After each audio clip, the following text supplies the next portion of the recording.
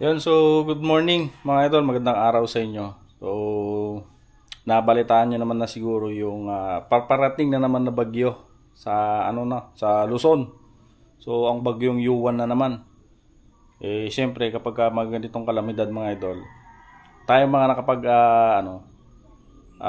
tayong mga may solar ay maghahanda na naman tayo.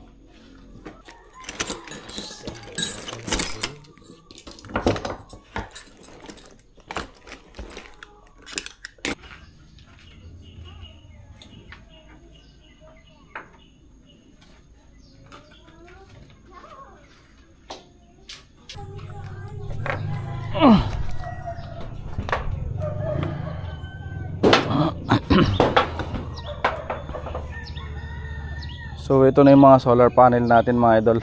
Nakapag-upgrade na nga pala tayo, no. 5 piraso na ito na 590 watts. So dahil malaki-laki na yung pangangailangan ng ating inverter mga idol. So ito na siya. Nakaranas na ito ng signal number 5 na bagyo nung nagdaang bagyong Pepito. So nakakatakot yung bagyo mga idol. Hindi biro. Talagang kakalabugin ka.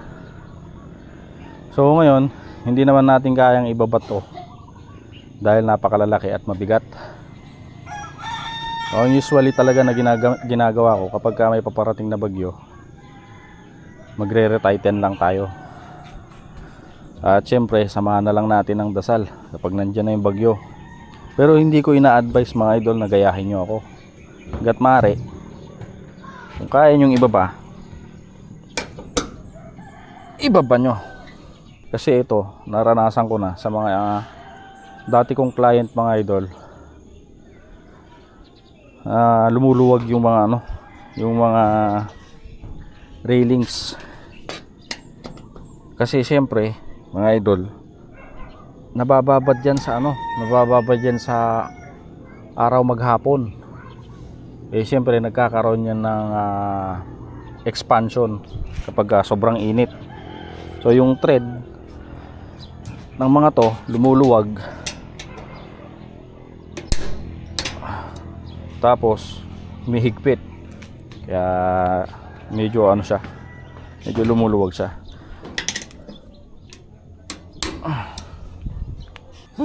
So okay na, naigpitan na. So dito mga idol, nung bagyong Pepito, wala pa ito nun. Wala pa yan, yung ginagawang bahay dito sa tabi ko. So talaga malakas yung hangin. Ang hangin galing dito. Ayan, kung nakikita nyo, bundok na yan. So dito kasi sa kabila ko, medyo kakahoyan na. So nasasangga tayo dito. Kaya lang dito open. Pero may mga bahay nang naitayo na matataas. Kaya siguro medyo safe na tayo. Tapos meron pa itong pinapatayo dito sa gilid ko. 2-story pero first floor pa rin natapos. Pero malaking bagay na to na sasangga sa hangin. Pero nung bagyo Pepito mga idol, wala pa to. Itong bahay dito sa tabi ko. Talaga malakas. Kakalabugin talaga yung yung solar panel nun. Kaya lang, kung hindi siguro ako gumamit ng digis dito sa mga L-foot, nakakapit dun sa trusses ng bubong, maaari may nahugot at may nalipad. So kapag isa dito ang nahugot, diretso na yan, na mahuhugot lahat. Pero awan ng Diyos, wala namang nahugot mga idol, kasi digis na yung ginamit. Pero huwag tayo magpakampante, no. Kung kaya nyong ibaba nyo na yung mga solar panel nyo, kasi mahirap na. Hindi naman biro-biro yung mga gastos natin dito. Pero sa akin kasi, hindi ko naman kayang maibaba. 5 piraso ito na 590 watts. So dasal na lang, at saka ayun nga, hihigpitan ko na lang yung mga L-foot. So malalaman natin pagdaan na naman ng bagyong Yuan. So dito sa side ko, kakahoyan din to. Hanggang dito sa likod, kakahoyan din. Dito sa harap talagang open. Dito sa side medyo secure na ako dahil meron tong bahay dito na tinatayo. Kaya lang kapag tumayo ito mga idol, at naka fully finish na. Kawawa na ako ng hapon dahil siguradong matatakpan na to. Pero wala tayong magagawa, ganun talaga. So sa mga kapwa ko solarista, mga idol, kung kaya nyo ibaba nyo na lang. Pero kung hindi nyo kaya, i-secured nyo na lang. Update tayo mga idol, alas 4 eksakto ng Sabado, November 8. Ayan, so nakapag full charge na tayo. Ayan, so 99% mga idol. Ayan, so hoping nakikita nyo. So as of now, okay pa naman yung panahon dito mga idol. Medyo cloudy na at medyo may hangin-hangin na rin konti. Pero expected ng dating ng bagyong Yuan dito sa amin is Sunday ng medyo pahapon na. So sigurado bukas may mararamdaman na kami dito na paparating na yung bagyo. So ngayon mga idol, magtitipid-tipid na kami ng kuryente para para may pang emergency kung sakali man mga idol. So mag-iingat tayong lahat. Ayan, so good morning mga idol. And so 6:45. Ganito na yung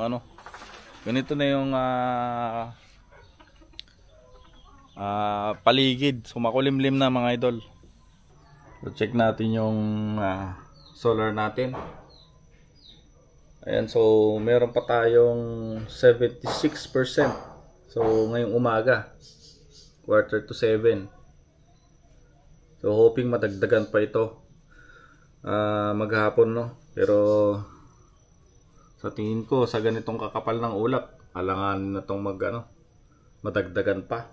So update ulit tayo mga idol. Alas 11, mag-aalas 12, 8 minutes before 12. Ito na. So may ulan-ulan na tayo dito. So halos paparating na rin mga idol. Kinakabahan na talaga ako. Magandang gabi mga idol, update lang tayo. So alas 5:42 na, so 5:45 ng linggo. So ito na mga idol, nararamdaman na namin yung pabugso-bugsong hangin. Tapos biglang lalakas.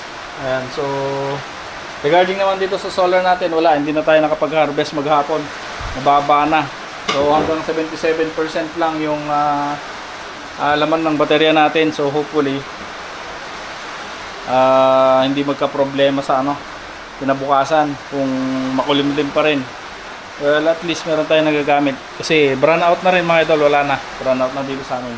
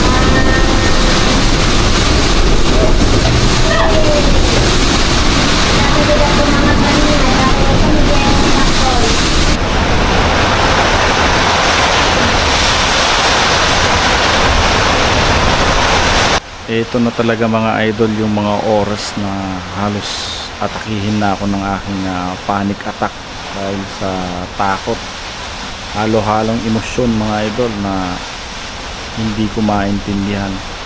Pero isa lang mga idol ang nasa isip ko talaga, ay yung kaligtasan ng aking pamilya. Hindi ko na iniisip yung matangay yung mga solar panel sa bubong. Ang importante hindi tangayin yung bubong namin mismo, dahil kung yung bubong mismo ang tatangayin ay mas malaking problema, at hindi ko alam kung paano yung aking pamilya kapag yun ang nangyari. Sa mga oras na ito ay talagang ngawit na yung katawan ko at yung mga kamay ko mga idol, dahil ilang oras na rin ako nakahawak dyan sa mga lubid na yan, dahil sa bawat hampas ng hangin sa mga yero namin ay talagang hinihila mga idol yung bubong namin. So kailangan ko talagang pwersahan dito. Ilang beses na rin akong tanong kay Mrs. kung anong oras na ba, kasi ang expected sa weather forecast ay mga 1 AM nakalabas na or nasa katubigan na yung bagyo. So yun ang hinihintay ko para humina yung bagyo at makapagpahinga na talaga ako, dahil talagang masakit na rin yung mga kamay ko dito mga idol. Halos dasal na lang talaga ang lumalabas sa bibig ko sa mga oras na to, na sana tumigil na, dahil talagang takot na talaga ako. Hindi biro talaga itong nangyari sa amin mga idol dito sa lugar namin, dahil talagang nakakatakot yung ganitong klaseng bagyo.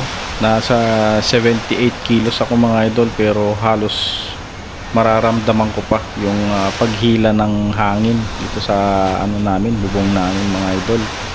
Buti na nga lang din at mahimbing yung tulog ng aking anak dyan sa kwarto na yan, dahil kung gising siya ay siguradong na-trauma siya sa mga pangyayari.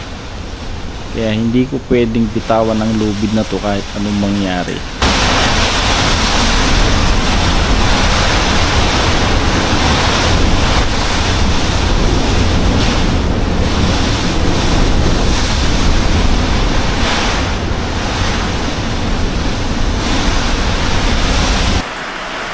So update tayo mga idol, 12:30 na.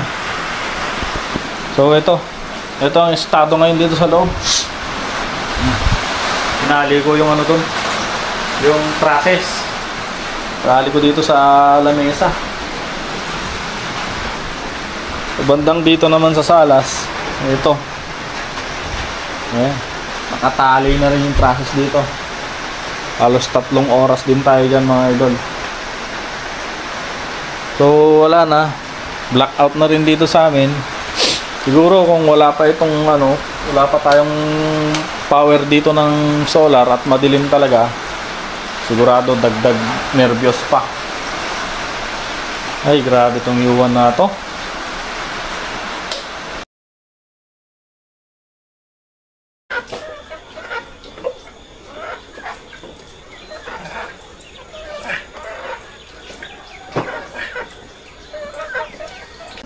Grabe.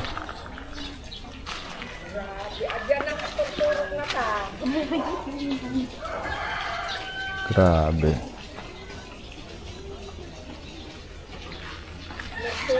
Nagbaha na dito kagabi. Hanggang dito ang tubig kagabi mga idol. Yan. Yes.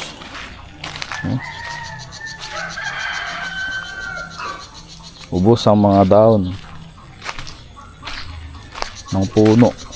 Oh, na-clearing.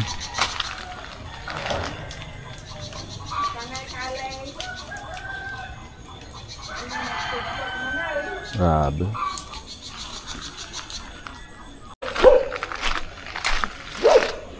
Grabe.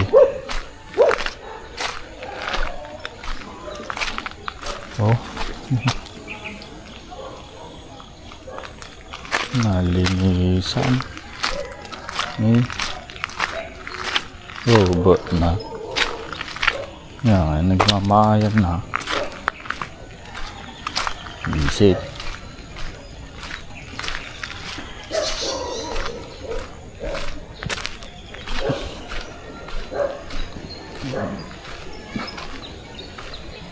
Grabe. Rambutan. Oh, wala idol, mga idol. Walang.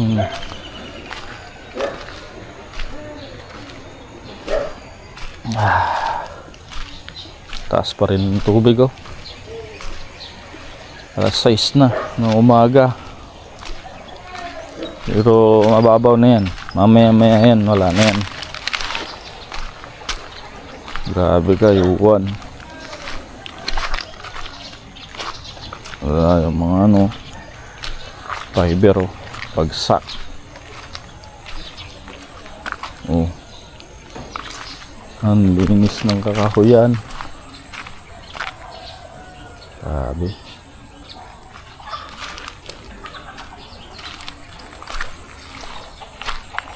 Oh my goodness.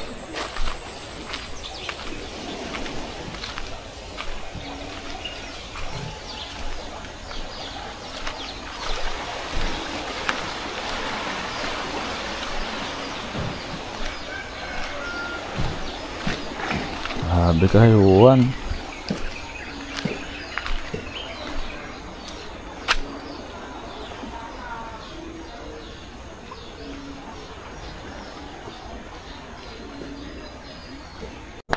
Check natin yung mga panel.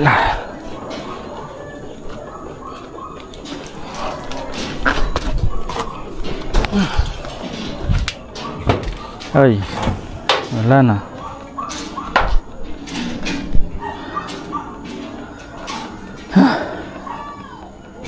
Dalawa na tira. Ay, tos. Ito mga digisan na tira. Dito kasi sa mga nauna kong naikabit 18.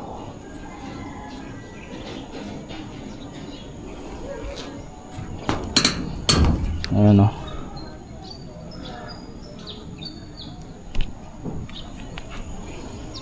Grabe.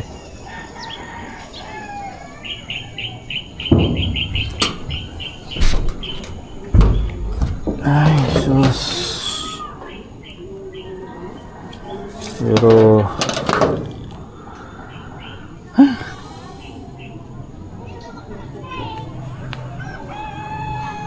sa mga sandaling ito mga idol, dito ko napagtanto yung aking pagkakamali kung bakit nilipad yung aking mga solar panel. Dahil kung mapapansin nyo, yung aking mga solar panel ay nakalabas sa gitna ng aking mga bubong. Kaya naman nilipad ito ng tuluyan ng malakas na hangin ng bagyo mga idol. Kung makikita nyo nga dito sa aking kanan mga idol, na dating makapal na puno at napakasiboy ng mga dahon ay ngayon ay napakalinis na. Ibig sabihin dito nanggaling ang malalakas na hangin na siyang sinalo naman ng aking mga solar panel mga idol. Isang pagkakamali na hindi ko man lang napansin nung naghihigpit ako ng mga solar panel. So subukan natin mag power up kahit dalawa lang yung PV natin mga idol. Hindi ko alam kung aandar to sa day. Ayan, so naka-on yung ano natin mga idol, wala talaga. Hanggang 97 volts lang. Walay. Hindi obra, hindi mag-harvest. Kailangan sana nito kahit minimum 3 na 550 watts sana or 590. Ay.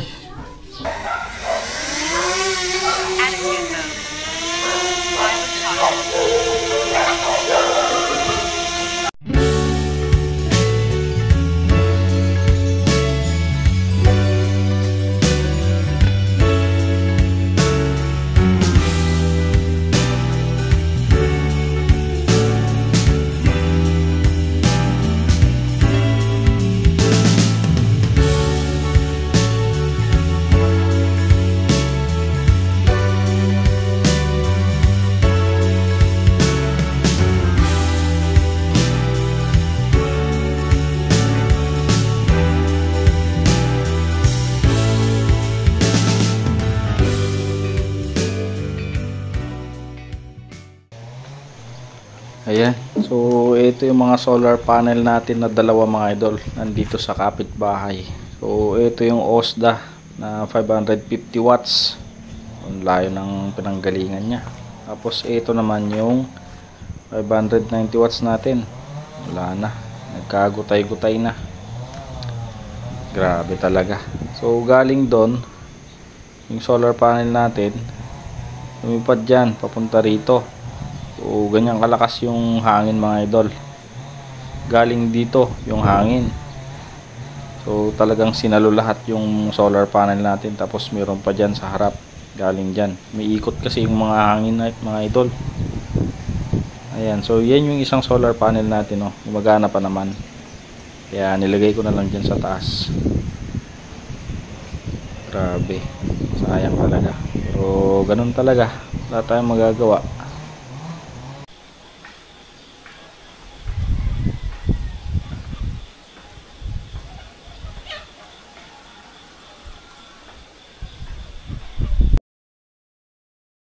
At ito na nga mga idol, kung inayos ko lang sana yung kamada ng aking mga solar panel ay hindi sana nalipad. At itong mga bagong solar panel na itong mga to ay dagdag na sana ng dati kong mga solar panel. Pero ganun talaga mga idol, lesson learned tayo.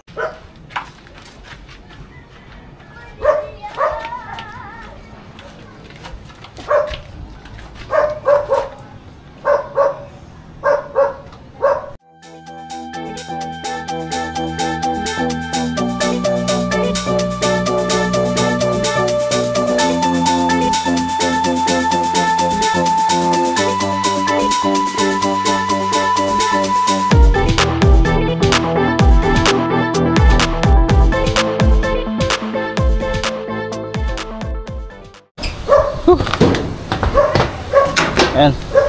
So balik na tayo ulit mga idol. Papalitan na ni Michael yung mga panel. Inayos na rin natin. Okay, so ready to harvest na ulit.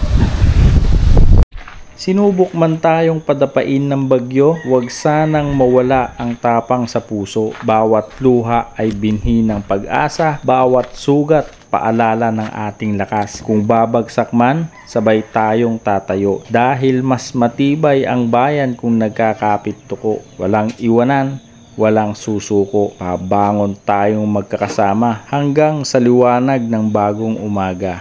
Hanggang sa muli.